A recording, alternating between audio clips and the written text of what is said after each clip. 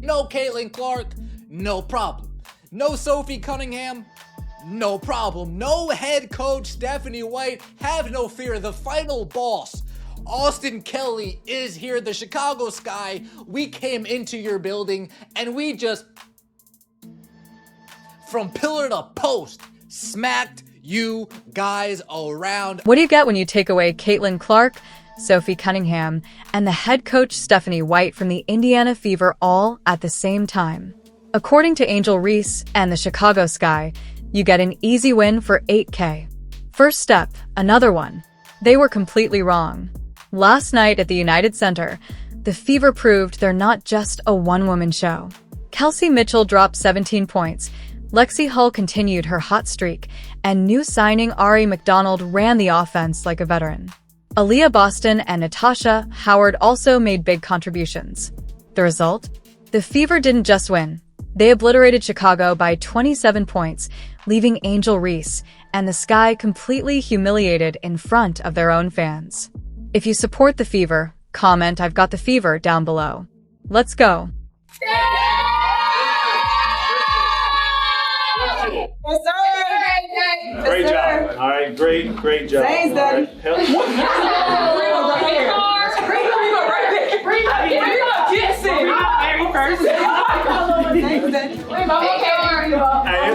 It started for us on the defensive end. We set the tone from the jump and never looked back. All right. Their starters, 8 for 29 from the field. Hell of a job. Great attention to detail. That's less than 30%. We held them 32% for the game. Picture this. You're walking into the United Center, the biggest arena in the NBA, and your team just lost a lot in the span of 2 weeks. Your superstar Caitlin Clark is sitting on the bench with a quad injury. Your fiery sixth woman, Sophie Cunningham, is out. Your head coach, Stephanie White, isn't even in the building, out with a personal matter. This was supposed to be a disaster waiting to happen for the Indiana Fever.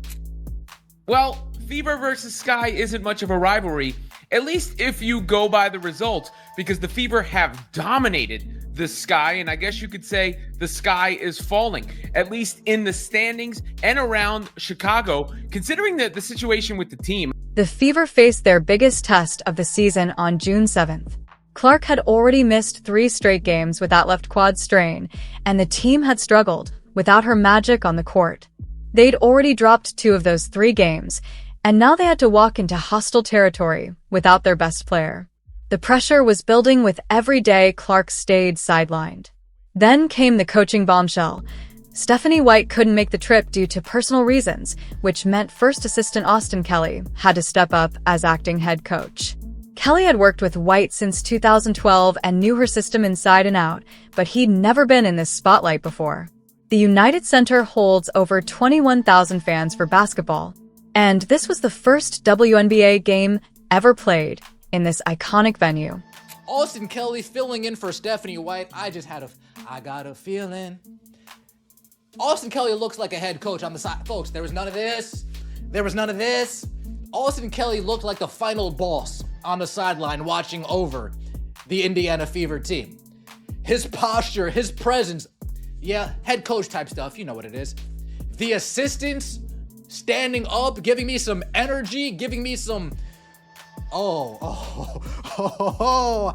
Yep, I liked what I saw tonight, folks. Fans packed every single seat, expecting to finally see their Sky dominate a weakened Fever team. This was their moment. The primetime CBS slot made it even bigger. Angel Reese and her teammates had been circling this date on their calendar since that brutal 35-point loss back in Indianapolis. They wanted revenge, and they thought they finally had the perfect chance to get it. The basketball world was watching to see if Indiana was really just Caitlin Clark plus 4 other players. Critics had been saying it for months. Take away Clark's 19 points and 10 assists per game, and what do you really have? The Sky had just won back-to-back games against Dallas and felt confident they could exploit this perfect storm of bad luck. There she is right there signing autographs in the visiting arenas building. Look at all the Fever fans there. I mean, seriously. So, Caitlin Clark, same thing. Taking pictures, signing autographs. In case you're wondering, it was sold out. Austin Kelly walked into the biggest coaching moment of his career. He'd been White's right-hand man, but now every decision was his to make. The offensive scheme stayed the same, but the leadership dynamic completely changed. Players who normally followed Clark's lead had to find their own voices. Here's what nobody saw coming, though. Sometimes when you lose your stars, you discover the true heart of your team. Sometimes adversity doesn't break you down. Sometimes it reveals exactly what you're made of. The stage was set for either complete disaster or the kind of statement win that changes everything. What happened next shocked everyone who thought they knew this Fever roster. Big game. Obviously, you're stepping in for Steph, but what are the feelings coaching a game in this arena? Oh, it's you grow up watching the Bulls and you see Michael Jordan's, jersey and Scotty's jersey sitting up there. It's a surreal moment. But I think the message for us is the same. We want to continue to build that consistency on both ends of the floor. And it's another opportunity for us to do that here. When your best player goes down, someone has to fill that massive void. Who steps up tells you everything about a team's character. Kelsey Mitchell walked onto that court knowing every eye would be on her to lead the scoring attack. The pressure was real, and everyone could feel it. Mitchell had been inconsistent this season, averaging around 15 points per game compared to last year's 19. Critics wondered if she could handle the pressure without Clark drawing all that defensive attention. Would she fold under the spotlight or rise to the occasion? The first quarter gave us our answer fast.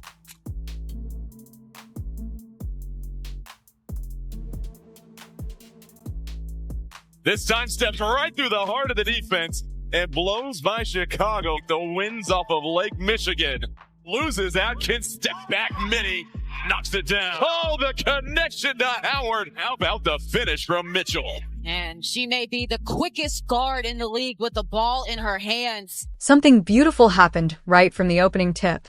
Mitchell started cooking immediately, moving without the ball like a veteran should. She wasn't trying to be Caitlin Clark. She was being the best version of Kelsey Mitchell we've seen all year. The shots were falling. The confidence was building. Chicago had no answer for what they were seeing. Mitchell attacked the basket with purpose. She hit threes when the Sky gave her space. She found open teammates when they doubled her. This was veteran leadership at its finest. She finished with a team-high 17 points, leading a balanced attack that no Sky defender could contain. Every possession mattered, and Mitchell delivered when it counted most. Here's Mitchell trying to attack Van Lith. We'll slow it down a bit. This time steps right through the heart of the defense and blows by Chicago. The wins off of Lake Michigan. Timeout Sky as Indiana has built a 17-point advantage. Here's where it gets interesting, though. Lexie Hull continued her breakout season with another clutch performance. Hull went perfect from three-point range, hitting both of her attempts when the team needed them most. She had the highest plus-minus rating in the game, again proving her hot streak wasn't just luck. Hull has become the reliable shooter and defensive stopper this team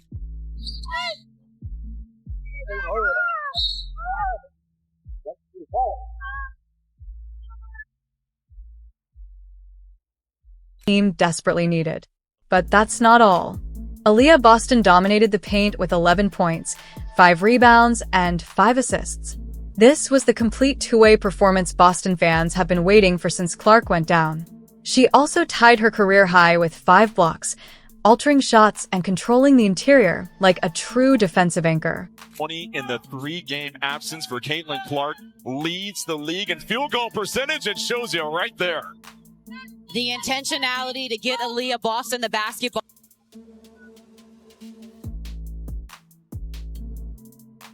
The ball movement was crisp throughout the night. The Fever recorded 20 assists on 27 made shots, showing incredible team chemistry. The shots were falling from everywhere. Chicago realized they weren't facing a weakened team at all. They were facing a deeper, more dangerous version of Indiana. This wasn't just about individual performances, though. This was about veterans refusing to let their team down when it mattered most. Mitchell, Hull, and Boston all stepped up in different ways. They shared the load. They trusted each other. They played like champions when their backs were against the wall.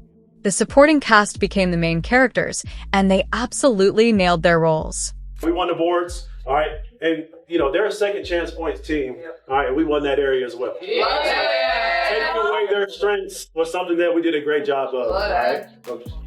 Just extremely proud of y'all. We stayed locked in, we stayed together, we executed the scout at a very high level. Just multiple levels of effort. Everything that we've asked of you today, we put it in there, and from now, again, stacking days, building on those moments where we're stringing those possessions together, right? Building on those great possessions on defense and on offense. Great, hell of a job, y'all. High level. Good job, y'all. Sometimes the most important addition to your team isn't the one everyone talks about. It's the one that quietly changes everything.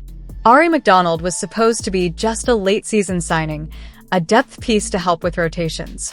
The Fever signed her on June 1st as a hardship contract player.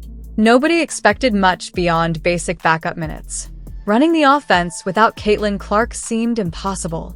Who could handle that kind of responsibility? The point guard position requires someone who understands the system, reads defenses, and makes quick decisions under pressure. McDonald had been with the team for less than a week. How could she possibly fill such a massive role? Ari McDonald for three. Old McDonald had a. Ari McDonald with a steal. Old McDonald had a. Ari McDonald drawing offensive fouls. Old McDonald had a. Folks, what a glorious game. What a glorious game. But McDonald stepped into that point guard role like she'd been running the system for years, not weeks. She took control from the opening tip and never looked back. The confidence was there immediately. The decision-making was sharp. The execution was flawless under the brightest lights. She finished with 12 points, 2 rebounds, 2 assists, 3 steals, and a block. Those numbers don't tell the real story, though. McDonald hit 3 crucial three-pointers when the Fever needed them most. She scored in the paint against bigger defenders. She disrupted Chicago's offense with her active hands and quick feet.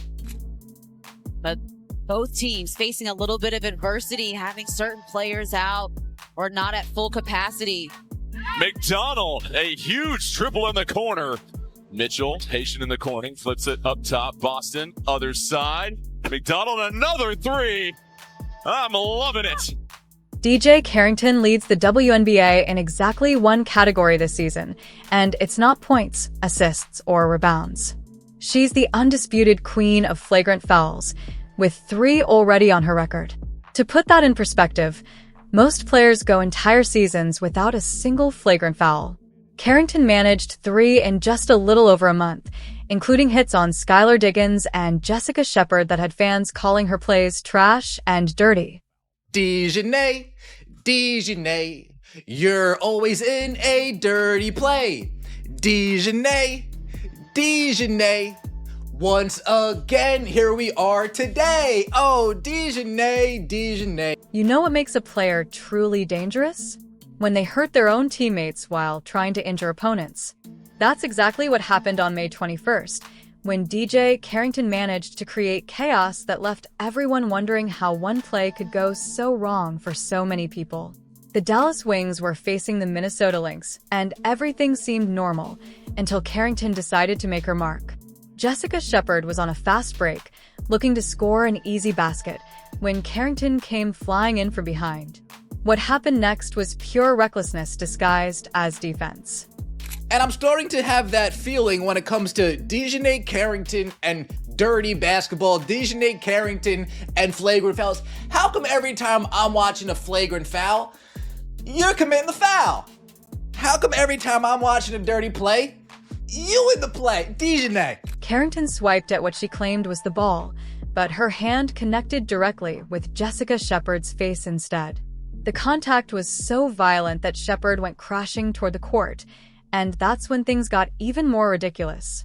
Paige Buchers, Carrington's own teammate, had to dive in to break Shepard's fall and ended up getting hurt herself in the process.